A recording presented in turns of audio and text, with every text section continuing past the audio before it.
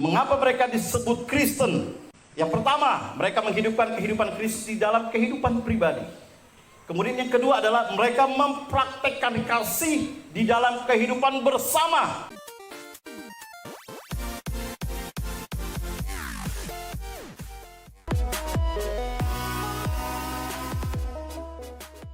Pada kesempatan ini ya Tuhan, berbicaralah kepada kami siap mendengar firman.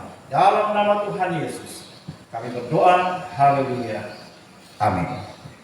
Bapak Ibu Saudara yang dikasihi oleh Tuhan Yesus Kristus, pada pagi hari ini saya ingin mengajak kita belajar dari bagian firman Tuhan, Pengkhotbah pasal 2, ayat 1 sebenarnya sampai ayat yang ke-26. Tetapi saya akan mengajak kita untuk membaca bersama-sama dalam beberapa ayat saja. Nanti kita akan melihatnya selanjutnya dalam penyampaian bagian firman Tuhan pada saat pagi hari ini. Mari kita membaca bagian firman Tuhan bersama-sama dari ayat yang pertama sampai ayat yang ketiga. Aku berkata dalam hati, mari aku hendak menguji kegirangan, nikmatilah kesenangan, tetapi lihat juga itu pun sia-sia. Tentang tertawa aku berkata, itu bodoh. Dan mengenai kegirangan apa gunanya?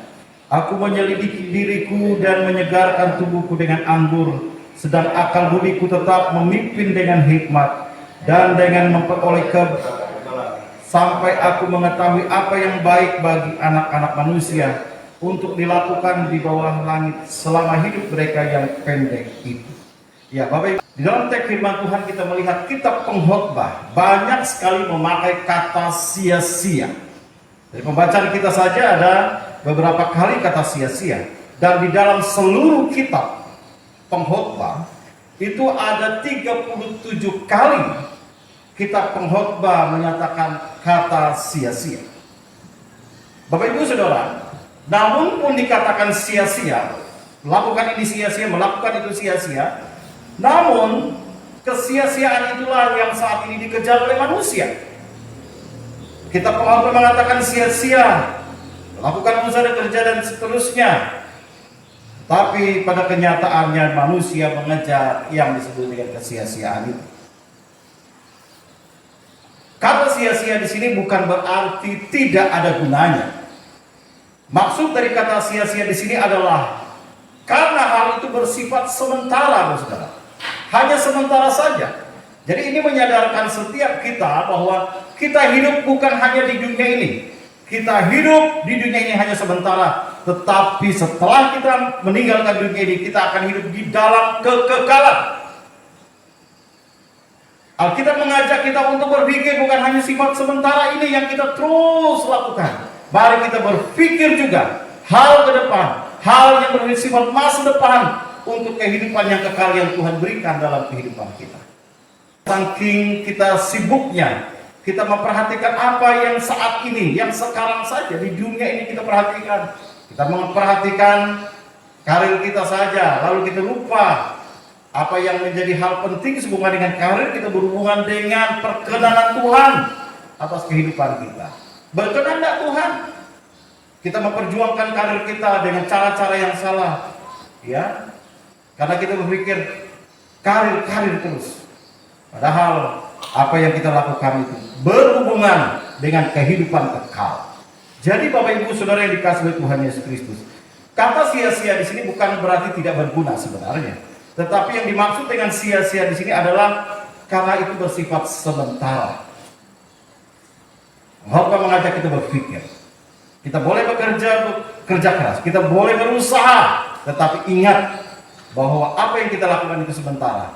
Dan oleh sebab itu, jadilah berkat ketika kita melakukan usaha kita. Jadi berkat di sana. Dalam kita berkarir, jadilah berkat. Jadilah berkat, jadilah terang, jadilah garam. Demikian sebenarnya maksud dari firman Tuhan ini. Orang yang sangat berhikmat dan bijak akan sia-sia hidupnya tanpa Kristus. Sepintar apapun seseorang, sekaya apapun dia, semua orang bisa mengalami kemalangan. Nasib yang sama dapat menimpa mereka. Tidak ada yang dapat lari dari semuanya itu. Semua orang mengalami hal yang sama. Bapak Ibu Saudara yang dikasihi Tuhan Yesus Kristus, maksud penulis dalam Pengkhotbah kita pengkhotbah ini dalam pengajarannya adalah pencapaian manusia dalam karir, dalam segala sesuatu sangat limitasi atau sementara sekali. Di atas semuanya itu kita harus mencari yang lebih tinggi, yaitu Allah. Jika Tuhan memberikan kepada kita kebijaksanaan, kemampuan khusus, jabatan, kekayaan, keberhasilan, janganlah kita menjadi sombong dan tinggi hati, karena semuanya itu akan kita tinggalkan. Tetapi yang terpenting adalah jalani hidup yang berkenan kepada Tuhan. Tuhan katakan, berharga kematian orang yang mati dalam Tuhan. Berharganya karena apa? Bukan karena dia dalam hidupnya begitu luar biasa hebatnya. Bukan karena dia kaya, bukan karena dia melakukan sesuatu yang wah luar biasa, dipuji-puji oleh dunia, sehingga ketika dia mati Tuhan katakan berharga. Tidak. Seseorang dikatakan berharga karena Tuhan, karena hidupnya dalam Tuhan. Tentang pandemi yang saat ini sedang kita hadapi, seberapa banyak pun uang kita, seberapa tinggi pun jabatan kita, ketika kita dilanda COVID-19, tinggal dan dinyatakan positif. Saya sebagai hamba Tuhan gembala sebenarnya mau melayani secara maksimal sebagaimana biasanya. Tetapi apa yang bisa kita lakukan? Kita harus mengikuti aturan, ya, prokes yang ada. Jadi kita harus mengikuti apa yang mereka sampaikan. Jadi pelepasan jenazah dan sampai di pemakaman tidak maksimal, saya menyadari itu. Apa yang kita rencanakan tidak jalan, saudara, karena memang mereka harus mengikuti apa yang diatur oleh pemerintah. Jadi apa yang kita banggakan dari hidup ini? Ini sebenarnya pandemi ini mengingatkan kepada setiap kita, semua hal tidak akan ada artinya tanpa Kristus. Hanya mereka yang hidup di dalam Kristus saja. Walaupun di dunia ini susah, tetapi ketika mereka meninggal, mereka bernilai dan berharga oleh karena iman mereka. Dan lebih lagi setiap kita, kalau kita memang punya jabatan dan karir dan punya apa yang Tuhan berikan kepada kita, mari kita gunakan sebaik-baiknya dan melakukannya untuk kemuliaan bagi nama Tuhan. Kita memang membahas dan mengajak kita untuk membahas 3 hal kesia-siaan yang disebutkan oleh kitab pengkhotbah. Yang pertama, dalam ayat yang ke-15 dan ayat yang ke-16. Maka aku berkata dalam hati, nasib yang menimpa orang bodoh juga akan menimpa aku. Untuk apa aku ini dulu begitu berhikmat, lalu aku berkata dalam hati, bahwa ini pun sia-sia. Karena tidak ada kenang-kenangan yang kekal baik dari orang yang berhikmat maupun dari orang yang bodoh.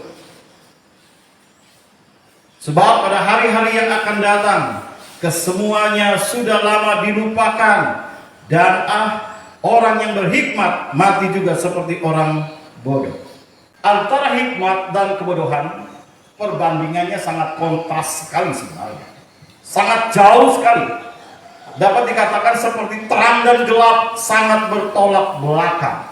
Namun pengkhotbah menyadari bahwa nasib yang menimpa mereka akan sama antara orang yang berhikmat dan orang bodoh. Sebab tidak ada yang kekal dari apapun yang dilakukan oleh manusia di dunia ini. Orang berhikmat dan bodoh akan lenyap seperti bunga dan rumput, saudara. Tidak ada yang kekal.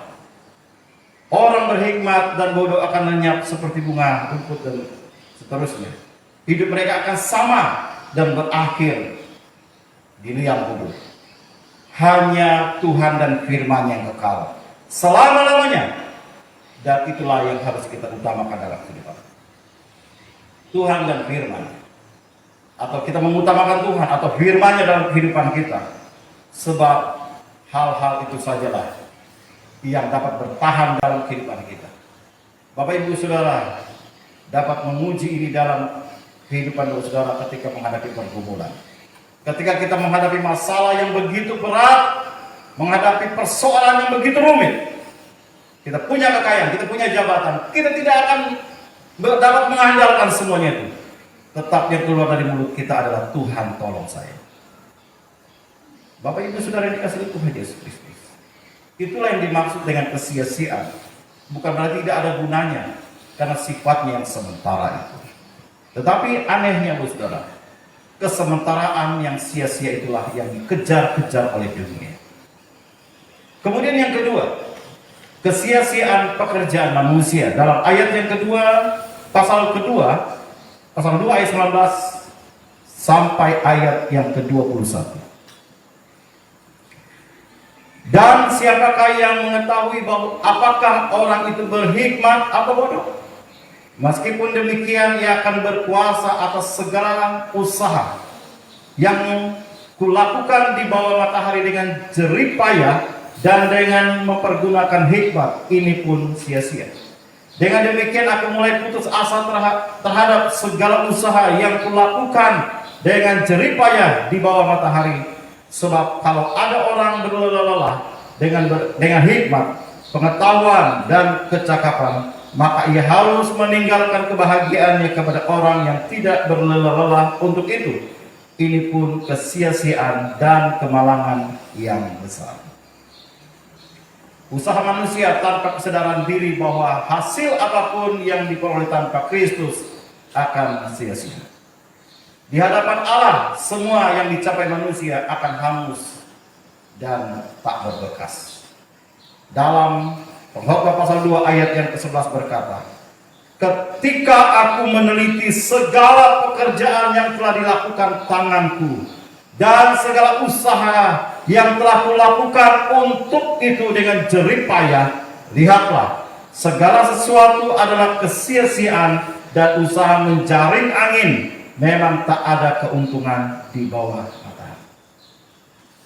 Menegur setiap orang yang mengagung-agungkan kehidupan yang ia capai di dunia, yang menyombongkan diri dengan apapun yang ia peroleh, seolah-olah apa yang ia peroleh itu akan menahan dia di dunia ini sampai selama-lamanya, seolah-olah ia tidak akan meninggalkan semuanya itu.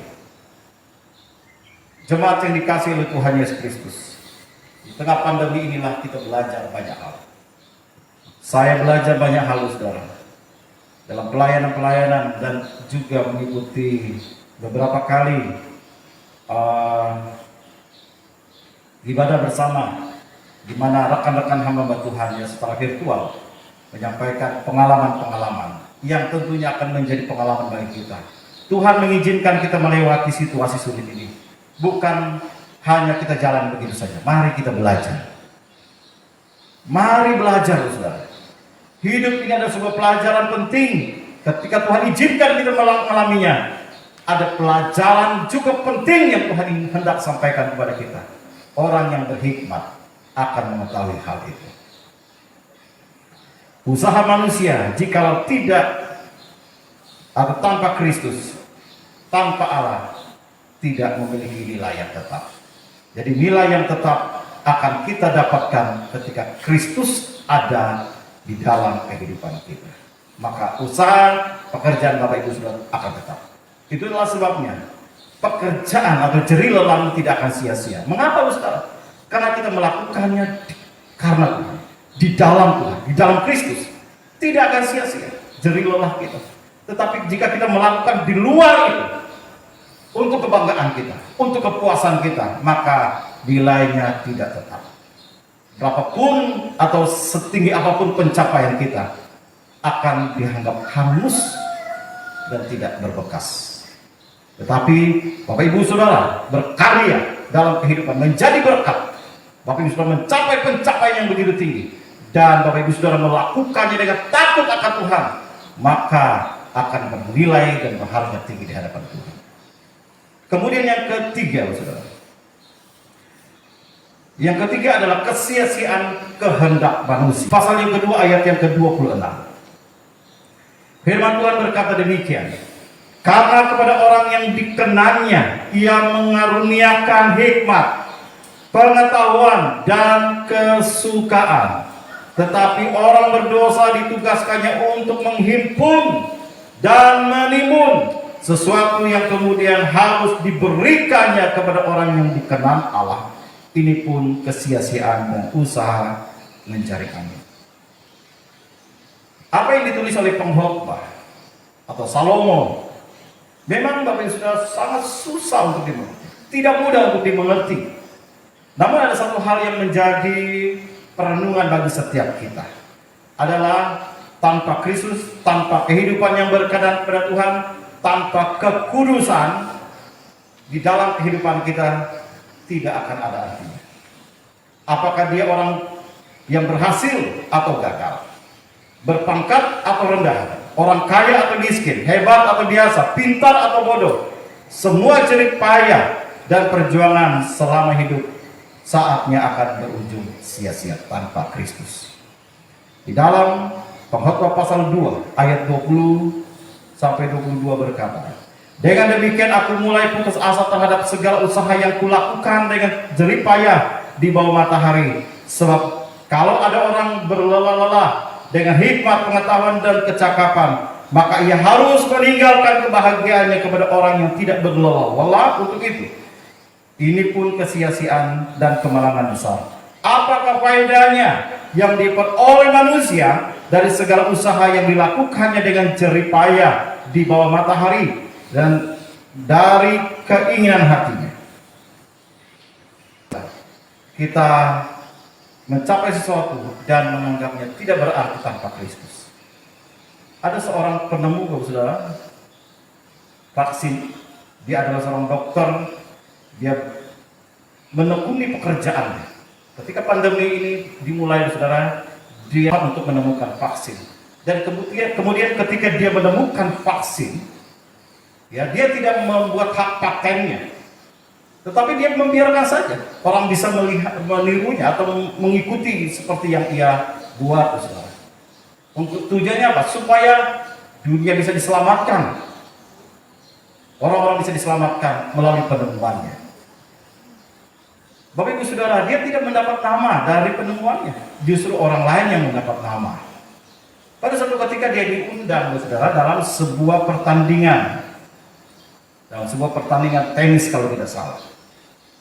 Dia dipersilakan duduk di satu tempat, dan kemudian ketika pertandingan hendak dimulai, sang pembawa acara menyampaikan bahwa di tengah-tengah kerumunan orang banyak ini ada seorang ibu, ya, seorang perempuan yang telah mendedikasikan kehidupannya dia dalam karirnya dan menemukan vaksin, dan dia tidak meminta hak paten atas penemuannya itu dengan tujuan agar semua orang di dunia ini bisa diselamatkan melalui vaksin yang dia. Dan dipersilakan berdiri. Orang tepuk tangan, Saudara, dari bahwa seberapa besar pun penemuannya, tanpa menyadari diri bahwa itu oleh karena Tuhan, tanpa menyadari bahwa yang ia lakukan itu kalau tidak berarti bagi orang lain, tidak akan ada nilainya di hadapan Tuhan. Ia melihat pandemi ini sebagai satu wabah yang sangat mendunia sekali. Dia punya hati untuk menyelamatkan dunia ini dengan, Saudara, dalam arti menyelamatkan orang-orang yang terkonfirmasi dengan kemudian vaksin ini dapat dipakai oleh semua orang tanpa dia membuat hak paten atasnya.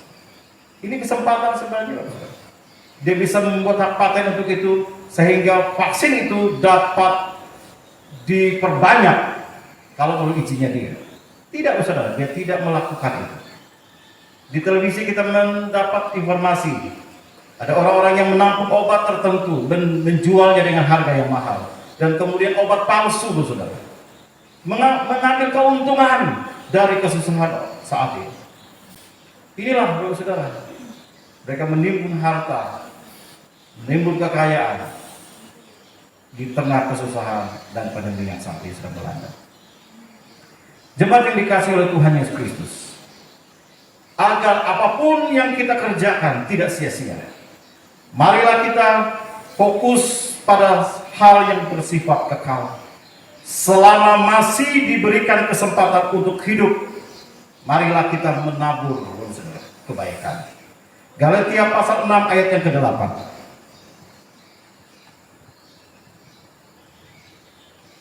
Galatia pasal 6 ayat yang ke-8. Firman Tuhan berkata demikian. Sebab barang siapa menabur dalam dagingnya, ia akan menuai kebinasaan dari dagingnya. Tetapi barang siapa menabur dalam roh, ia akan menuai hidup yang kekal dari roh itu. Di dunia menabur dalam kedagingan, kepuasan diri, ia akan menuai, saudara, yang disebut di dalam bagian firman Tuhan, ia akan menuai kebinasaan dari dagingnya. Tetapi siapa? Barang siapa menabur dalam roh, ia akan menuai hidup yang kekal. Bapak Ibu Saudara, ingin menuai yang mana?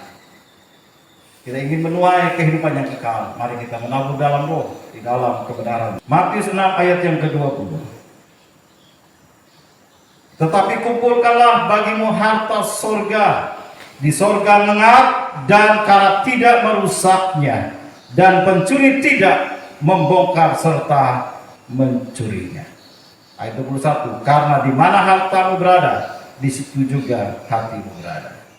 Bapak Ibu Saudara, jika hatimu ada pada Tuhan, tidak mungkin engkau pergi ke tempat lain. Hari Minggu engkau akan mencari Tuhan dalam hidupmu. Tetapi kalau hatimu ada di hartamu, ada di kerjaan, ada di karirmu, ada di jabatanmu, maka engkau tidak akan ingat Tuhan dalam hidupmu. Jadi Bapak Ibu Saudara, berbahagialah jika dalam hidup Bapak Ibu Saudara ingat Tuhan, artinya hati Bapak Ibu Saudara ada padanya. Filipi pasal 2 ayat yang ke-12 firman Tuhan berkata, hai saudara-saudaraku yang kekasih, kamu senantiasa taat, karena itu tetaplah kerjakan keselamatanmu dengan takut dan gentar, bukan saja seperti waktu aku masih hadir, tetapi terlebih pula sekarang waktu aku tidak hadir. Di sini dikatakan kerjakanlah keselamatan. Apa arti kerjakan keselamatan? Bukan berarti bahwa keselamatan itu bergantung dari usaha kita. Firman Tuhan jelas katakan itu karena iman, karena percaya pada Kristus. Yang dimaksud di sini adalah usahakanlah keselamatan. Isilah kehidupan yang Tuhan sudah selamatkan ini dengan perbuatan yang benar dan baik, agar hidupmu bernilai dan berharga di hadapannya. Bapak Ibu Saudara yang dikasihi Tuhan Yesus Kristus, melalui kesimpulan dari beberapa ayat ini mengingatkan kepada kita sebagaimana Salomo. Salomo begitu bangganya dengan usaha-usahanya, dengan hikmatnya. Dia panggil orang lain untuk datang, Ratu Seba untuk datang pergi melihat kerajaannya, dan dia dipuji-puji. Bapak Ibu Saudara, dengan hikmat Salomo menata kerajaannya dengan sangat luar biasa, Saudara, sehingga orang kagum dengan tata letak bagaimana kerajaannya dan tempat-tempat yang diatur untuk pertemuan, untuk keluarga dan lain sebagainya. Itu menginspirasi banyak orang, Bapak Ibu Saudara. Dan kita juga mengetahui hikmat Salomo luar biasa. Salomo katakan semua sia-sia. Salomo jatuh ke dalam penyembahan berhala oleh karena istri-istrinya yang begitu banyak. Dan dikatakan sia-sia semua tanpa Kristus, tanpa Allah. Ini juga mengingatkan kepada kita, Saudara. Apapun pencapaian kita, mari kita menyadari bahwa semua oleh karena Tuhan.